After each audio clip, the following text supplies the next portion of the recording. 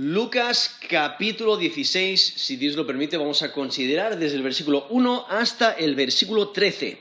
Lucas capítulo 16, desde el versículo 1 hasta el versículo 13. Dios quiere exclusividad. Sé fiel a Dios en toda área de tu vida. Dios quiere exclusividad. Sé fiel a Dios en toda área de tu vida. Aquí en Lucas capítulo 16 encontramos una parábola que es bastante difícil de interpretar. Y comúnmente se le conoce como la parábola del mayordomo infiel, aunque posiblemente sería mejor llamarle un mayordomo astuto. Pero aquí podéis notar, aquí en Lucas capítulo 16, desde el versículo 1 hasta el versículo 13, donde Jesús está enseñando a sus discípulos. Y encontramos la parábola desde el versículo 1 hasta la primera parte del versículo 8, y luego desde la segunda parte del versículo 8 hasta el versículo 13. Entonces, Lucas 16, desde la segunda parte del versículo 8 hasta el versículo 13, encontramos cómo Jesús aplica la parábola. O sea, enseña principios que se pueden sacar de esa parábola e implicaciones adicionales que tienen que ver con ser prudentes, ser buenos administradores, ser generosos con lo que Dios nos ha dado, ser generosos con el dinero, ser fieles a Dios con el dinero y en la administración, y servir a Dios exclusivamente, o sea, servirle a Él y no al dinero. Ahora, el tema principal es la mayordomía, es la administración. Y es que el creyente debe de vivir con visión hacia el futuro, o sea, debe de vivir su vida centrándose en las cosas celestiales, centrándose en el estado eterno que le espera porque ha puesto su fe en Cristo como Señor y Salvador. Y es que el creyente debe de usar el dinero, sus recursos materiales, sus recursos aquí en esta tierra, de manera generosa, usarlos para ayudar a otros, usarlos para agradar a Dios. Y es que es mejor ser generoso con el dinero y entrar en el cielo que acapararlo y no entrar en el cielo. Es que la fidelidad empieza con las cosas pequeñas. Una persona no puede servir a Dios y al dinero al mismo tiempo. Por eso asegúrate de estar completamente dedicado a Dios, porque debemos de servirle exclusivamente a Él. Y es Dios quien evalúa. Es Dios quien recompensa nuestra administración. Así que seamos buenos administradores de todo lo que Dios nos ha dado. Quiero leer el texto aquí, Lucas capítulo 16, desde el versículo 1 hasta el versículo 13. Dijo también a sus discípulos: había un hombre rico que tenía un mayordomo, y éste fue acusado ante él como disipador de sus bienes. Entonces le llamó y le dijo: ¿qué es esto que oigo acerca de ti? Da cuenta de tu mayordomía, porque ya no podrás más ser mayordomo. Entonces el mayordomo dijo para sí: ¿qué haré? Porque mi amo me quita la mayordomía. Cavar no puedo. Mendigar me da vergüenza. Ya sé lo que haré, para que cuando se me quite de la mayordomía me reciban en sus casas. Y llamando a cada uno de los deudores de su amo, dijo al primero: ¿cuánto debes a mi amo? Y él dijo: 100 barriles de aceite. Y le dijo: toma tu cuenta, siéntate pronto y escribe 50. Después dijo a otro: ¿y tú cuánto debes? Y él dijo: 100 medidas de trigo. Y él le dijo: toma tu cuenta y escribe 80. Versículo 8. Y alabó el amo al mayordomo malo por haber hecho sagazmente, porque los hijos de este siglo son más sagaces en el trato con sus semejantes que los hijos de luz. Y yo os digo, ganad amigos por medio de las riquezas injustas, para que cuando éstas falten, os reciban en las moradas eternas. El que es fiel en lo muy poco, también en lo más es fiel. Y el que en lo muy poco es injusto, también en lo más es injusto. Pues si en las riquezas injustas no fuisteis fieles, ¿quién os confiará lo verdadero? Y si en lo ajeno no fuisteis fieles, ¿quién os dará lo que es vuestro? Ningún siervo puede servir a dos señores, porque o aborrecerá al uno y amará al otro, o estimará al uno y menospreciará al otro. No podéis servir a Dios y a las riquezas. Acabo de leer Lucas 16 desde el versículo 1 hasta el versículo 13. Entonces, Lucas capítulo 16 desde el versículo 1 hasta el versículo 13. Ahora, aquí podéis notar en el versículo 1 donde Jesús está enseñando a sus discípulos. Y aquí nos presenta dos protagonistas. Aquí en esta parábola, donde nos dice que había un hombre rico. Entonces es un hombre que tiene una hacienda, que tiene propiedades, y él tiene un mayordomo que las administra. Entonces hay estos dos protagonistas. Y su mayordomo no es una posición temporal, sino que es estable.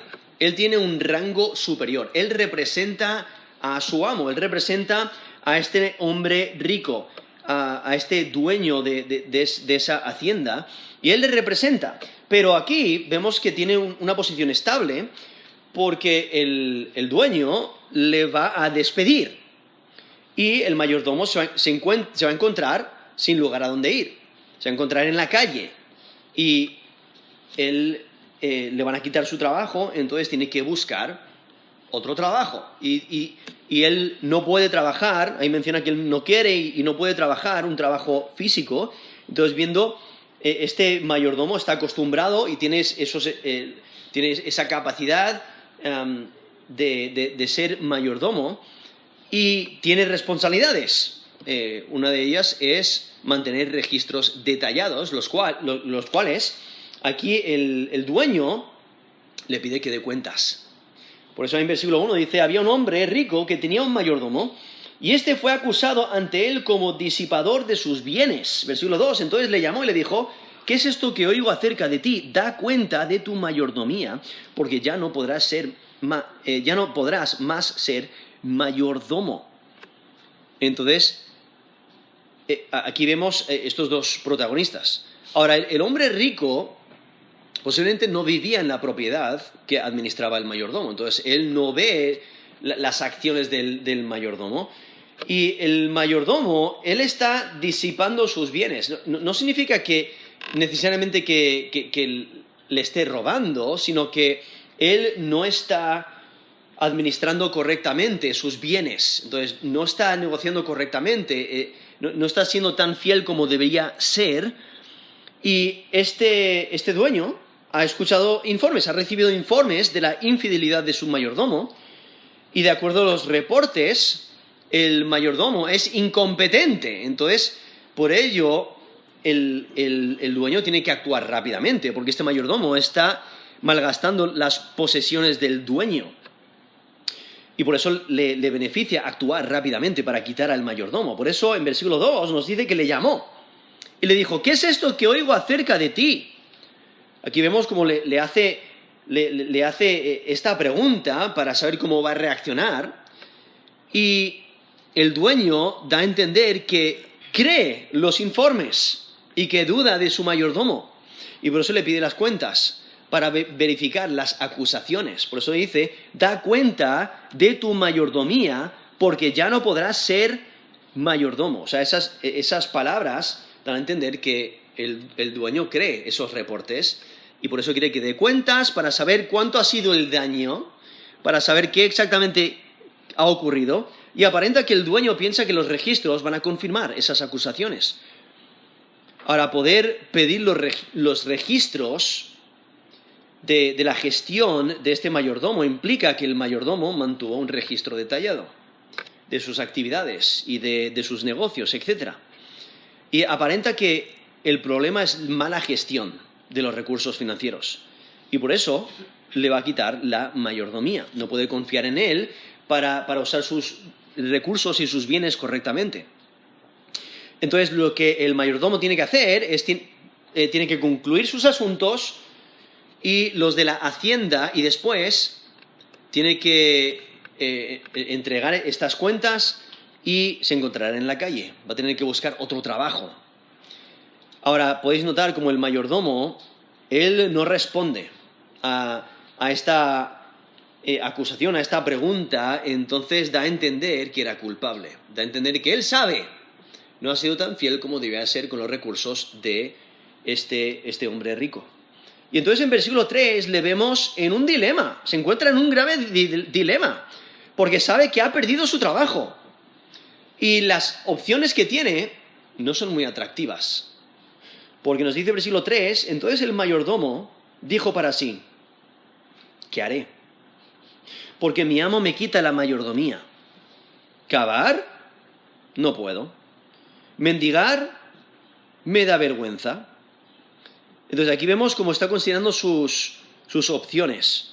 O sea, él ya no puede ser mayordomo porque le han pillado, ¿no? Ha derrochado o ha malgastado, ha empleado mal los recursos de su señor y por ello ya no puede ser mayordomo. Entonces empieza a considerar y cavar, pues es un trabajo muy físico, es un trabajo que requiere fuerza, etc. Y entonces él dice, mira, no puedo.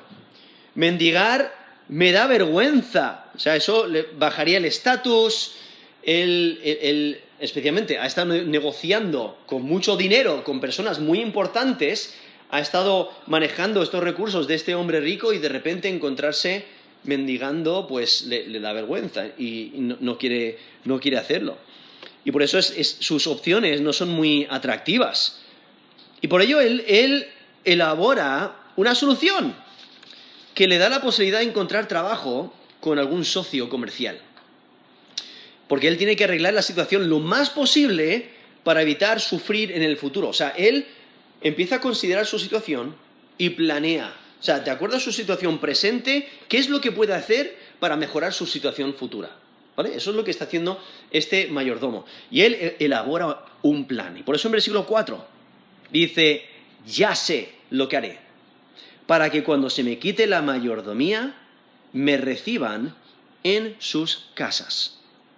Ahora, el plan de este administrador tiene el diseño de crear una respuesta favorable de aquellos que deben dinero al dueño o a este amo, a este señor de esta hacienda. Su plan tiene la intención de que los deudores le reciban cuando su jefe le despida. Y él sabe que su relación con su jefe, o sea, con el señor a quien ha estado sirviendo como mayordomo, esa relación se ha deteriorado, no se puede arreglar, por ello busca congraciarse con otros, y especialmente con los socios de su jefe. Y es que el mayordomo desea que los deudores del propietario le reciban en sus casas. Él conoce que su futuro no va a ser fácil y por ello se prepara para que las dificultades del desempleo sean más fáciles. Y por ello actúa de manera apropiada para un administrador que concluye sus asuntos y él reconoce que sus intereses no están en su mayordomía, porque eso la ha perdido. Sus intereses no están en donde vive, porque eso lo ha perdido también. Ahora sus intereses tienen que centrarse en el futuro, tienen que centrarse en lo que viene después de este evento cuando le quiten la mayordomía. Y entonces vemos sus acciones. En versículo 5, él recorre su inventario un deudor a la vez y empieza llamando a cada uno de los deudores de su amo. Versículo 5 dice, Y llamando a cada uno de los deudores de su amo, dijo al primero: ¿cuánto debes a mi amo? Entonces, aquí vemos como él va deudor a la vez, viendo cuánto deben, negociando con ellos, intentando congraciarse con ellos para que cuando le despidan de su mayordomía, ellos le reciban con gratitud. Entonces, lo que hace, pide a cada deudor que declare su deuda. O sea, él tenía registros detallados, él sabía cuánto le deben. Pero él quiere que ellos lo digan, que ellos lo busquen, que ellos sepan exactamente cuánto le deben, porque ellos también tendrían un récord de ello. Y entonces el mayordomo determina cuánto les reduce la deuda. Ahora, hacer que los deudores manifiesten su deuda, eso les haría más agradecidos por la reducción de la deuda. Porque ellos sabrían, wow, esto es lo que debo. Y las deudas que menciona aquí, en versículo 5 menciona en versículo 6, uno que le debe 100 barriles de aceite, en versículo 7, uno que le debe 100 medidas de trigo. Entonces son grandes cantidades de deuda. Y por ello, ver la deuda y de repente que le reduzcan la deuda en el momento, eso les haría muy alegres, ¿no? Les daría gozo y estarían muy agradecidos con este mayordomo por ayudarles de esta manera. Entonces, aquí vemos estas deudas que se mencionan, en versículo 6 y versículo 7, son deudas agrícolas. O sea, le deben aceite y le deben trigo. Entonces, este hombre rico posiblemente vendía comida, posiblemente prestaba dinero o alquilaba su territorio. Y aquí va a resaltar cómo este mayordomo hace estas transacciones y altera la deuda. Y realmente hay 3 explicaciones por las cuales lo hace. Una de ellas es negativa. Una de ellas es como que se está aprovechando del jefe, del amo, porque aún tiene la mayordomía y los deudores aún no saben que le van a quitar la mayordomía. Entonces él se aprovecha para dañar a su jefe y para que tenga pérdidas. Y es una explicación bastante común, aunque no es realmente la más probable. Pero algunos piensan que el mayordomo usa su autoridad y redujo los precios, y quizás es para deteriorar la reputación del propietario o corregir la situación financiera, pero es negativo. O sea, él lo hace para como quitarle el dinero o dañar la reputación o dañar al amo de alguna manera. Hay otros que piensan que él quitó los intereses de la deuda, de acuerdo a la ley mosaica, ¿vale? Porque la ley de Moisés nos dice en Deuteronomio 23, del 19 al 20, dice: no exigirás de tu hermano interés de dinero, ni intereses de comestibles, ni de cosa alguna de que se suele exigir interés. Del extranjero podrás exigir interés, mas de tu hermano no lo exigirás, para que te bendiga Jehová tu Dios en toda obra de tus manos en la tierra donde vas para tomar posesión de ella. Eso es Deuteronomio 23, del 19 al 20. Entonces, ahí la ley de Moisés,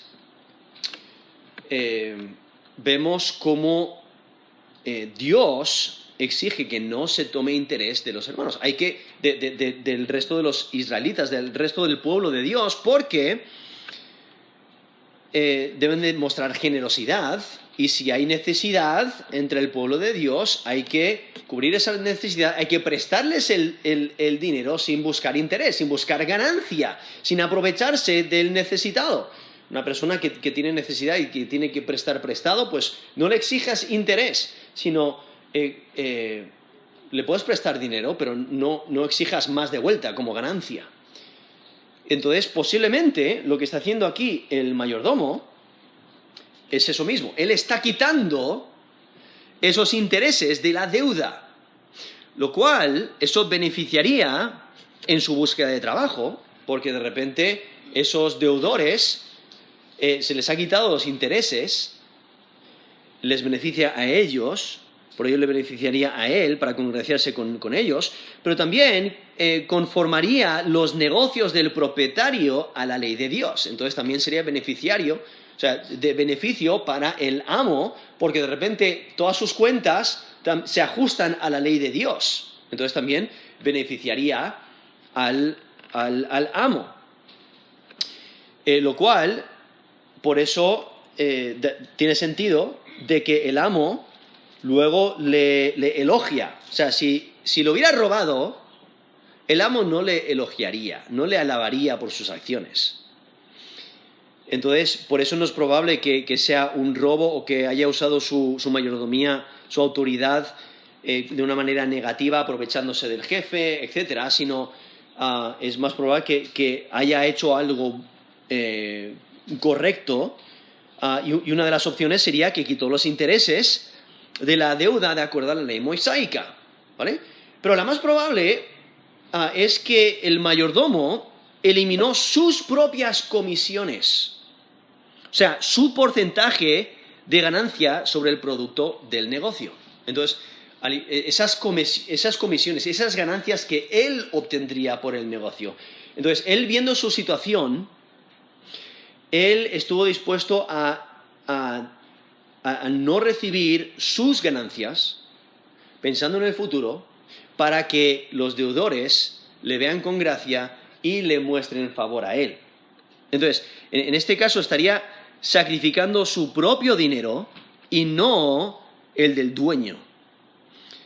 Entonces, el mayordomo renunció a su propia ganancia para congraciarse con los deudores.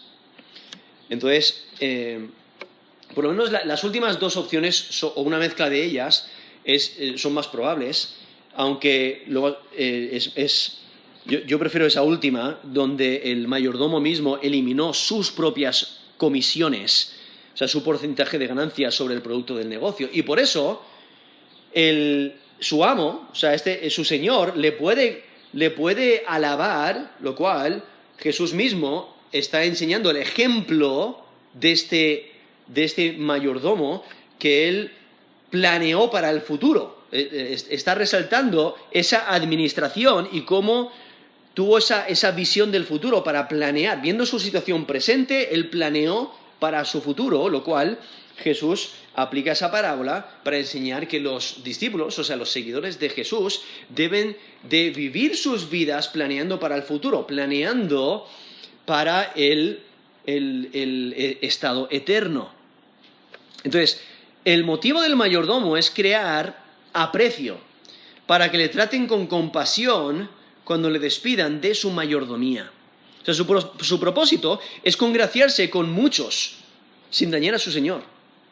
Desea reducir la carga de los deudores para que le muestren buena voluntad cuando salga al mercado laboral. Entonces sus acciones obtendrían grandes beneficios futuros para él y también para otros. Y por ello vemos que él entrega sus comisiones, él entrega sus ganancias, y ese sacrificio pequeño ahora resulta en grandes ganancias después, porque entonces le van a recibir en sus casas y posiblemente le den trabajo. Y entonces por eso aquí menciona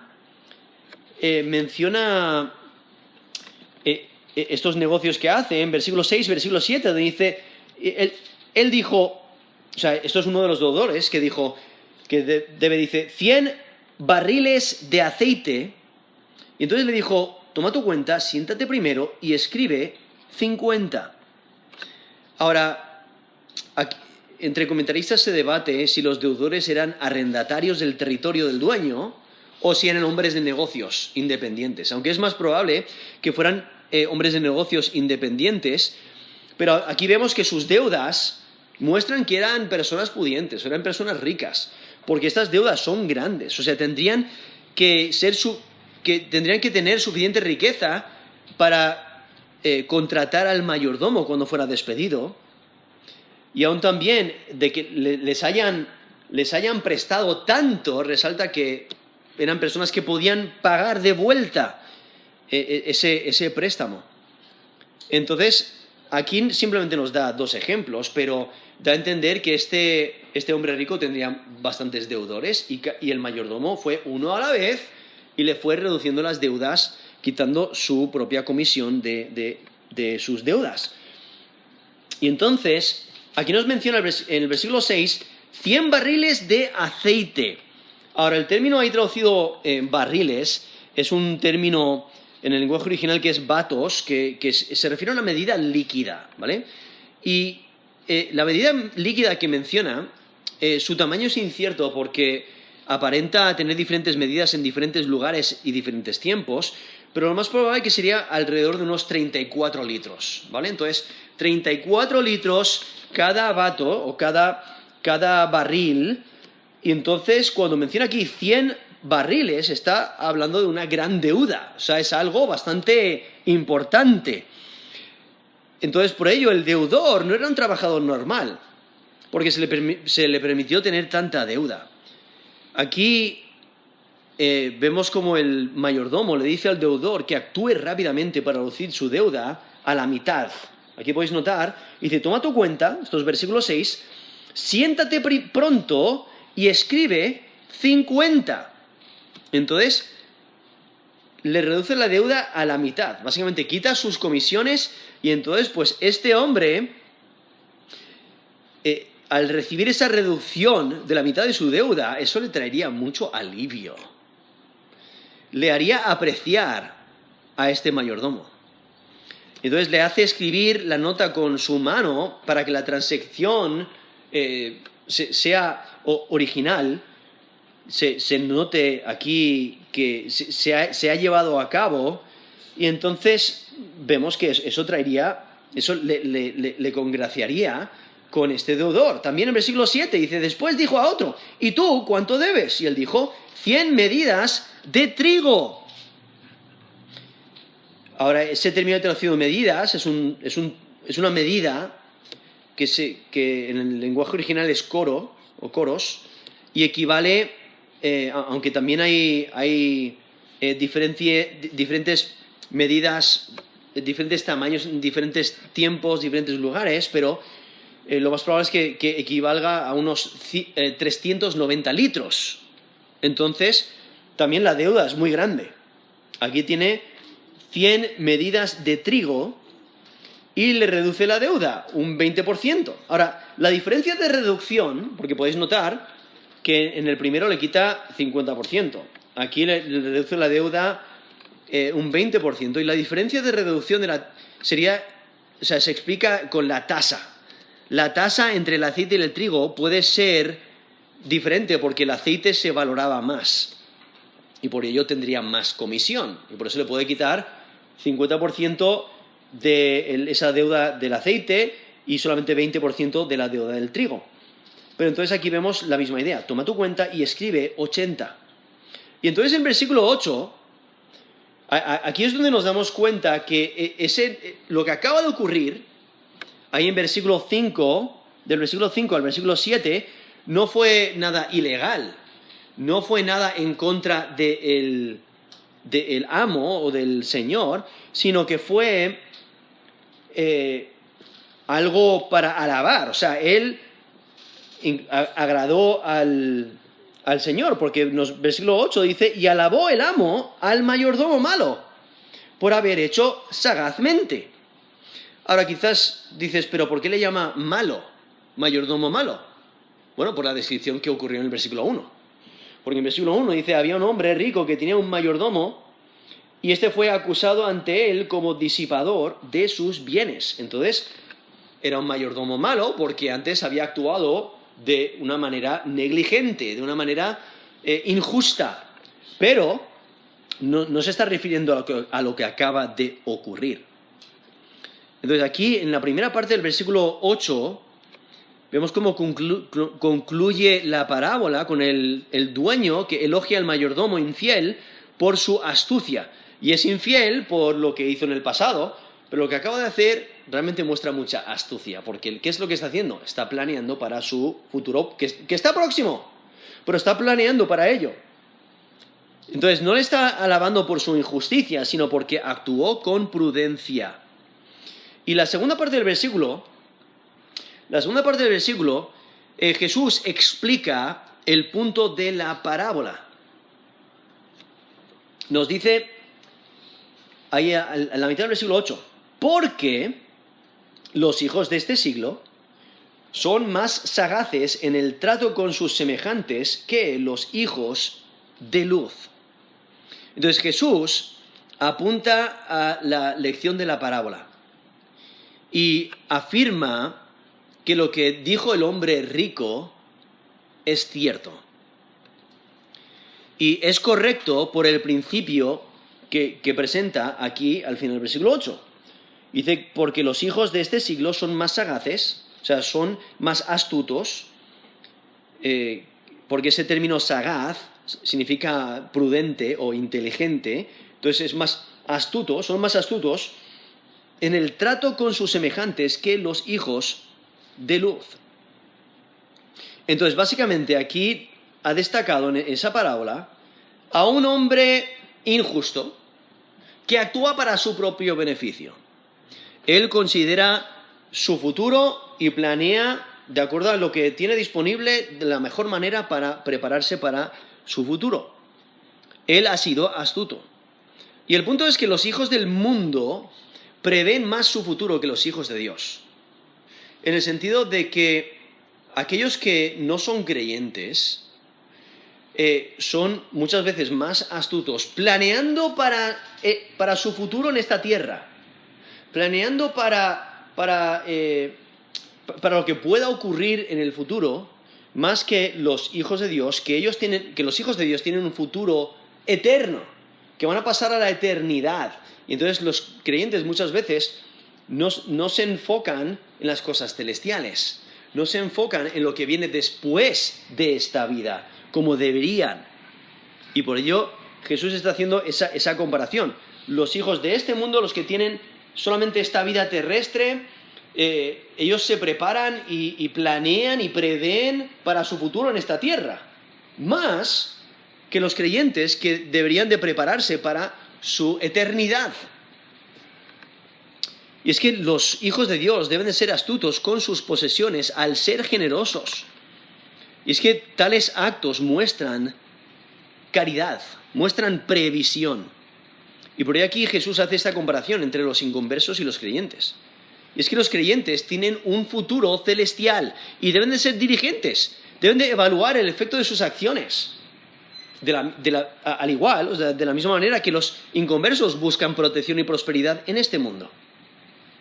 Y por ahí en versículo 9 dice, y yo os digo, ganad amigos por medio de las riquezas injustas, para que cuando éstas falten os reciban en las moradas eternas.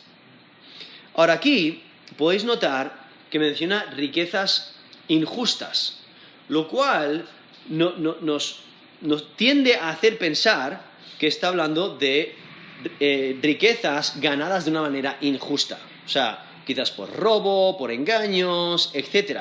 Pero no es el caso aquí en este texto, porque cuando está hablando de riquezas injustas, está hablando de riquezas de este mundo en contraste con las riquezas eternas, las riquezas celestiales. Entonces hay un contraste, está haciendo ese contraste entre las riquezas temporales que están en este mundo, y por eso las llama riquezas injustas, en contraste con las riquezas celestiales, las riquezas que no son injustas.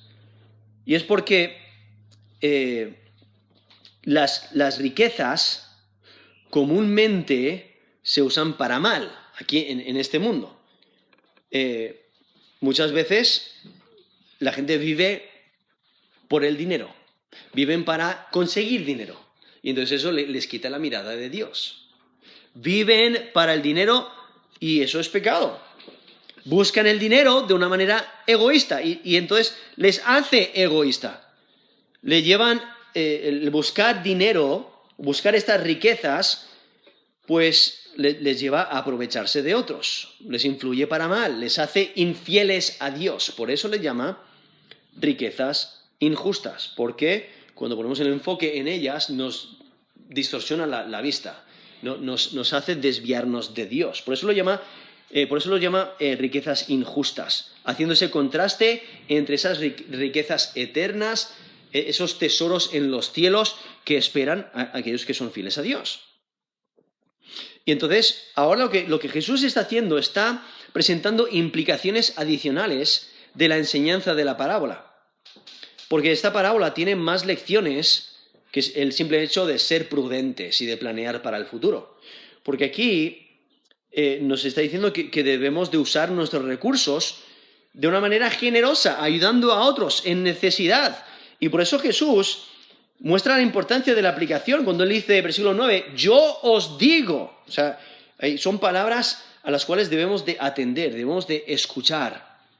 Porque el dinero no se debe de acaparar para usar de una manera egoísta, sino, como aquí nos dice, para ganar amigos, para hacer amigos. Y aquí principalmente se está refiriendo a usar el dinero para ganar amigos en el sentido de dar limosnas, o sea, ayudar a personas en necesidad. Pero también se está refiriendo al uso general del dinero. Entonces, la manera de conseguir amigos con el dinero es el ser generoso. Y Jesús hace un paralelo entre la situación de los discípulos con la parábola, porque uno debe usar el dinero de modo que le reciban en las moradas eternas. Y esas moradas eternas se refiere a la morada de Dios, o sea, está hablando de esas moradas celestiales, de ese lugar donde Dios está.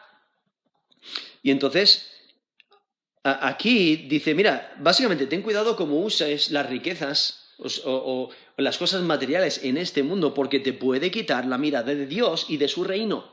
Es que el apego al dinero te quita esa mirada de Dios y de su reino. Y entonces, aquí dice para que cuando éstas falten, os reciban en las moradas eternas. O sea, ¿quiénes son los que nos reciben en las moradas eternas? Hay algunos que piensan, bueno, pues los amigos que se beneficiaron de la generosidad y te dan la bienvenida al estado eterno. O sea, son creyentes que ellos también pasan a la eternidad con Dios y tú cuando llegas, pues te van a agradecer tu generosidad. Otros piensan que quizás son los ángeles que ven tu generosidad hacia otros y ellos te reciben. Pero quizás es una manera de expresar con muchas palabras que es Dios quien te recibe. Y bueno, pues sus siervos que Él les manda, sí, pueden ser ángeles, pueden ser otros creyentes, pero es como que Dios se agrada, Dios te recibe en las moradas eternas y es principalmente por tu fe, pero has demostrado tu fe usando tus recursos correctamente, siendo generoso.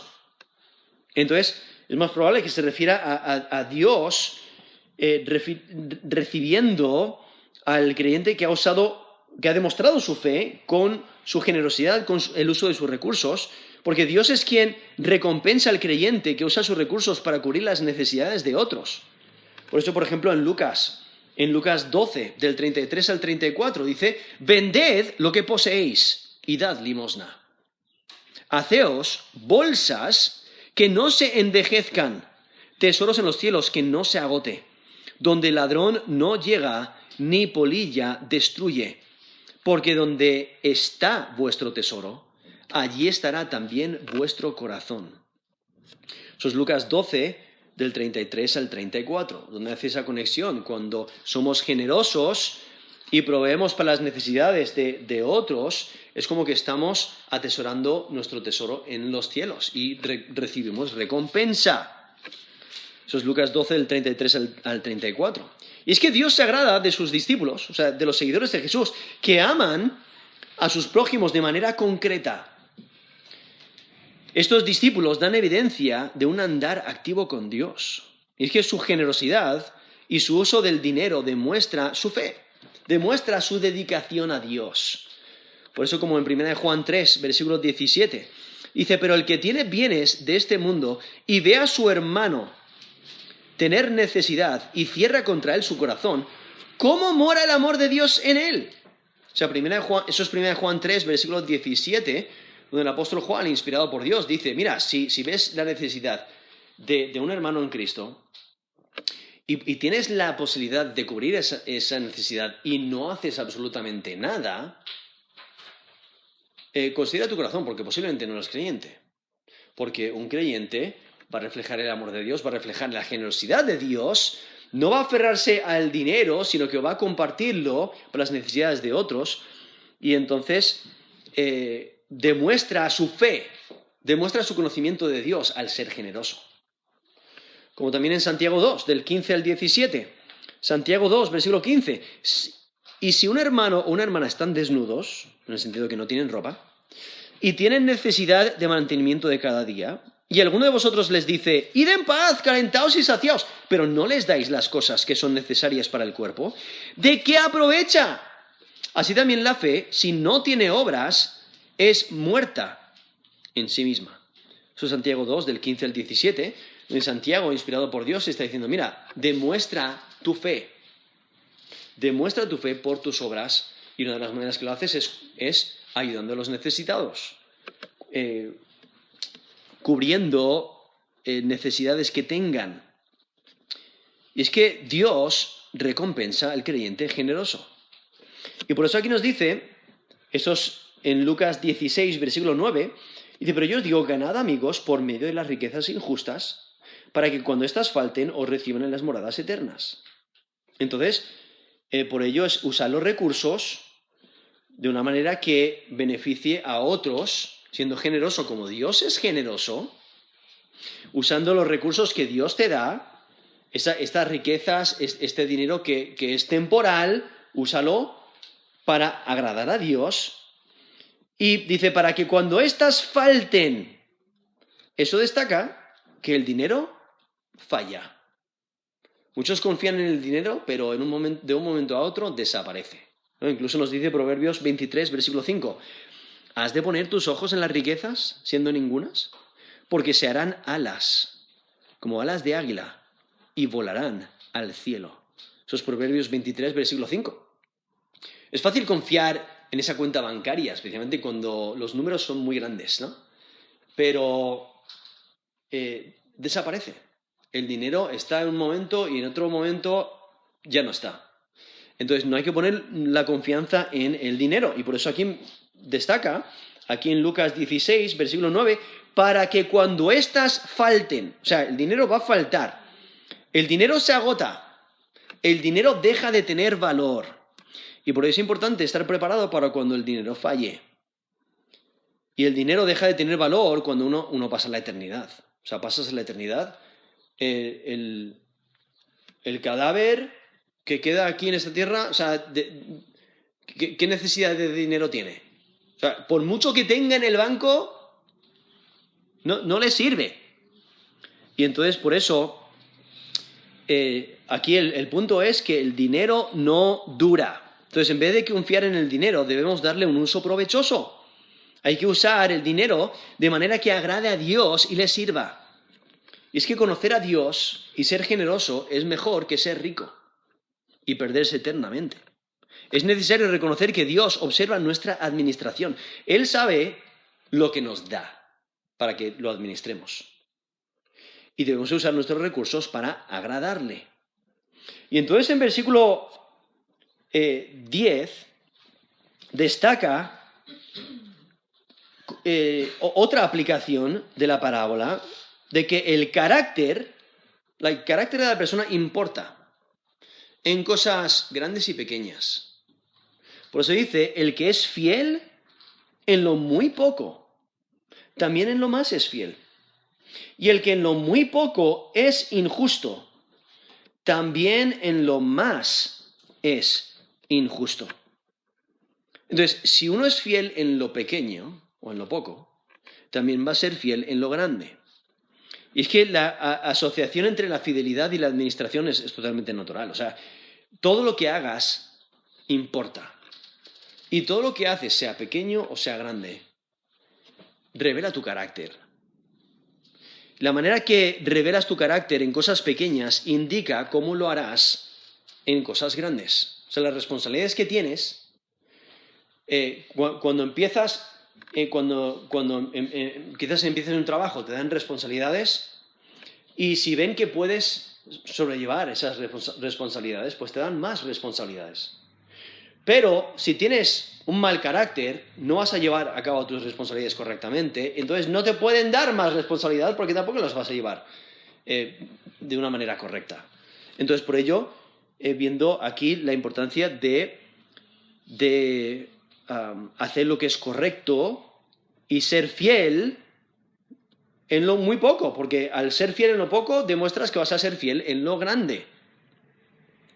Y es que la fidelidad se recompensa con más responsabilidad. Por eso, por ejemplo, en la parábola de los talentos, nos dice en Mateo 25, del 19 al 21, después de mucho tiempo vino el señor de aquellos siervos y arregló cuentas con ellos. Y llegando el que había recibido 5 talentos, trajo otros 5 talentos diciendo, Señor, 5 talentos me entregaste, aquí tienes, he ganado otros 5 talentos sobre ellos.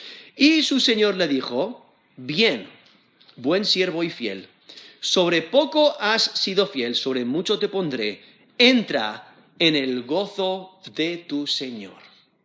¿Vale? Eso es Mateo 25, del 19 al 21. Y continúa el texto, pero el principio es, al ser fiel en lo poco, entonces se le puede dar más responsabilidad porque va a ser fiel en lo mucho. Y esa es la manera en que debemos de proceder, reflejar nuestro carácter siendo fieles e íntegros aún en lo pequeño. Continúa y presenta un ejemplo específico de fidelidad en versículo 11, cuando dice, pues si en las riquezas injustas no fuisteis fieles, ¿quién os confiará lo verdadero? Entonces, está hablando de dinero, ¿no? Y de cómo usamos nuestro dinero y si somos fieles con lo poco, o vamos a ser fieles con lo más grande. Pero hay cosas más grandes que el dinero. Pero si una persona no es fiel en el uso del dinero, ¿quién le va a encargar mayor riqueza? Por eso ahí en versículo 11 dice, pues, si en las riquezas injustas no fuisteis fieles, ¿quién os confiará lo verdadero?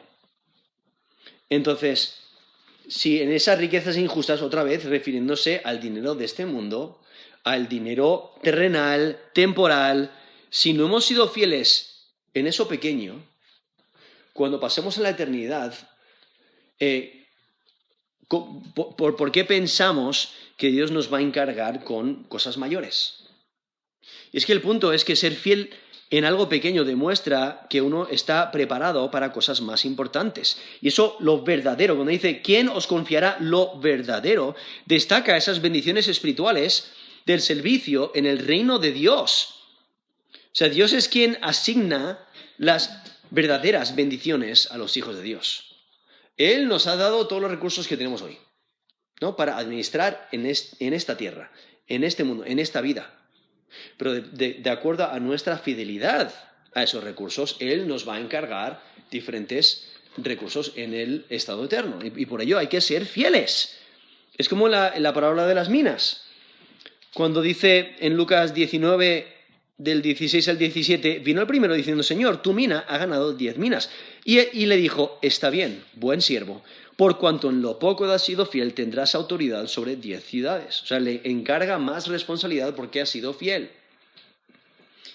Entonces, no está hablando de ganar dinero de manera deshonesta. Cuando aquí dice, pues sin las riquezas injustas no os fuisteis fieles. Entonces, en el sentido de que han ganado el dinero pues, por engaños, por robos, etc. No está hablando de eso. Está hablando de la importancia de ser fiel en el uso del dinero temporal y eso resultará en mayor responsabilidad en el futuro. Y continúa Jesús dando otro ejemplo en versículo 12. Y si en lo ajeno no fuisteis fieles, ¿quién os dará lo que es vuestro? Y realmente tiene el mismo punto, está enseñando el mismo punto de que hay que ser fieles en todas nuestras responsabilidades.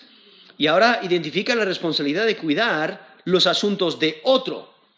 O sea, si no eres fiel en cuidar las cosas de otro, ¿quién te dará responsabilidad sobre tus propias cosas? O sea, si una persona no puede cuidar de las cosas que no le implican ningún riesgo, las cosas de otro, si se pierden, no es su propia pérdida. Entonces, si no te pueden confiar las cosas que le pertenecen a otro, cuando para ti no es ningún riesgo, no te van a dar el cuidado de cosas que sí te pondrán en riesgo. Entonces, por eso, ¿y de quién os dará lo que es vuestro? Y aparenta que es una alusión espiritual. O sea, si uno no puede cuidar con fidelidad de lo que Dios le ha dado en esta vida, ¿cómo puede esperar algo de Dios en la eternidad? O sea, Dios nos ha encomendado recursos que son suyos y los administramos en esta vida. Si no somos fieles administrando sus recursos, le pertenecen a Él, no a nosotros. ¿Cómo nos va a dar nuestros propios recursos en la eternidad? Y es que el hombre es responsable por la vida que Dios le ha dado. Cada persona tiene la responsabilidad de prepararse para la eternidad. Y Dios va a dar a cada uno conforme a su obra. Todos vamos a tener que rendir cuentas delante de Dios. Y tenemos que dar cuentas y Dios nos va a dar recompensa o no, dependiendo a cómo hemos actuado en esta vida, cómo hemos vivido para Él en esta vida. Por eso nos dice 2 Corintios 5:10, porque es necesario que todos comparezcamos ante el tribunal de Cristo, para que cada uno reciba según lo que haya hecho mientras estaba en el cuerpo, sea bueno o sea malo. Eso es 2 Corintios 5, versículo 10, y esa evaluación, ese tribunal de Cristo es para creyentes que dan cuentas de su mayordomía en esta tierra. No está hablando de que si van a pasar a la eternidad o no con Dios, porque eso ya se ha sellado. O sea, el creyente, el que ha puesto su fe en Cristo como Señor y Salvador, tiene garantía de vida eterna. Y eso nadie se lo puede quitar, porque Dios le guarda. Pero dependiendo cómo hemos vivido nuestra fe, cómo hemos administrado lo que Dios nos ha dado, lo que nos ha encomendado, entonces vamos a recibir recompensa o no. Y entonces, si no hemos sido fieles con lo que Dios nos ha dado en esta tierra, no podemos esperar de que Dios nos dé grandes cosas para administrar en el estado eterno. Entonces, por eso la exhortación es ser fiel ahora. Y al ser fiel ahora, Dios dará más responsabilidad en la eternidad. Entonces está hablando de esta fidelidad con los recursos, ser fiel en lo poco y usar nuestros recursos siendo generosos, viviendo de una manera que agrada a Dios para su gloria. Y entonces vemos aquí en versículo 13, donde Jesús ahora ilustra otra implicación de la parábola. Porque el dinero nunca debe ser la prioridad. Por eso nos dice versículo 13, ningún siervo puede servir a dos señores, porque o aborrecerá al uno y amará al otro, o estimará al uno y menospreciará al otro. No podéis servir a Dios y a las riquezas. Entonces, un mayordomo no puede servir a dos señores. Y aquí podéis notar contrastes. Dice, porque o aborrecerá al uno y amará al otro. Contrasta el aborrecer y amar. O estimará al uno y menospreciará al otro. Entonces contrasta estimar y menospreciar. Y es que llega el momento en que el mayordomo tiene que escoger su prioridad. ¿A quién va a servir? No puede servir a dos maestros. Y tiene que escoger. Y es que aquí personifica el dinero como si fuera un ídolo que amenaza la lealtad hacia Dios. Lo que uno ama tiene prioridad sobre lo que uno aborrece. Y por ello aquí está diciendo, mira, no puedes servir a dos señores. Y aquí en este contexto de recursos, de dinero, pues dice, la última frase del versículo 13, no podéis servir a Dios y a las riquezas. Porque si sirves a Dios por completo, no vas a servir a las riquezas. Y si sirves a Dios y lo pones primero, no vas a servir a Dios como debes. Entonces, por eso no se pueden servir los dos al mismo tiempo. Es imposible servir a Dios y al dinero. Y es que la búsqueda del dinero quita a Dios del primer lugar. Y es que la búsqueda de Dios deja a un lado la búsqueda del dinero. O sea, escoger a Dios por prioridad, eso puede implicar la elección de tener menos dinero.